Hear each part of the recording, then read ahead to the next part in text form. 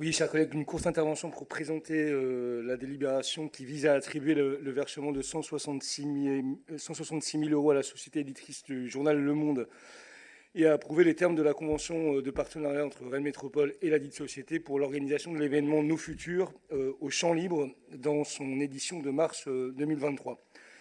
Il s'agira de la deuxième édition de cet événement après que la première ait rencontré un franc succès, tant du point de vue de la qualité des débats et des échanges, que s'agissant du public, près de 20 000 personnes ayant assisté à l'une des propositions de la manifestation. Cet événement est très singulier et à bien des égards audacieux. Il s'agit de donner carte blanche aux jeunes pour penser la société de demain par le prisme des questions posées au présent, celles qui intéressent toutes les transitions, on en a beaucoup parlé ce soir. Le fil rouge de cette édition est le suivant: quelle société durable et soucieuse du vivant pouvons-nous construire ensemble ? L'enjeu est aussi celui de permettre la prise de parole de celles et ceux qui la prennent généralement moins. Pour le dire autrement, nous ne souhaitions pas, ni Le Monde, ni nous à Rennes Métropole, que cette manifestation ne soit celle des seuls étudiants de Sciences Po, nonobstant toutes les qualités que nous leur reconnaissons. Mais il s'agissait ici bien de mettre à l'agenda les questions posées par des jeunes issus de tous les milieux, étudiants, lycéens, jeunes travailleurs, urbains, ruraux, promotion de filières d'enseignement supérieur, de lycées agricoles, jeunes engagés de l'éducation populaire.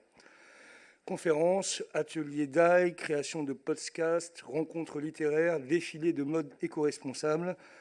Voilà pêle-mêle quelques exemples de la diversité des propositions qui seront au programme du 21 au 26 mars prochain. Et pour conclure, je veux dire que cette manifestation, elle est, je crois, emblématique de notre territoire, qui se singularise par la proportion de jeunes qui y résident, on en a parlé tout à l'heure à l'occasion du débat sur le PLH, mais aussi par le fait que ce territoire a toujours donné une place particulière aux jeunes dans la fabrique de la ville et de la métropole.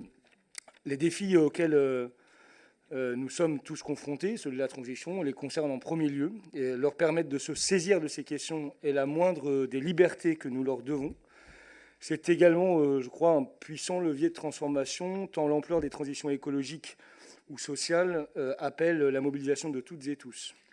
Le succès de la première édition atteste, lui, d'une vraie disponibilité, et je suis heureux que nous puissions renouveler cette manifestation et peut-être l'inscrire durablement à l'agenda de la métropole.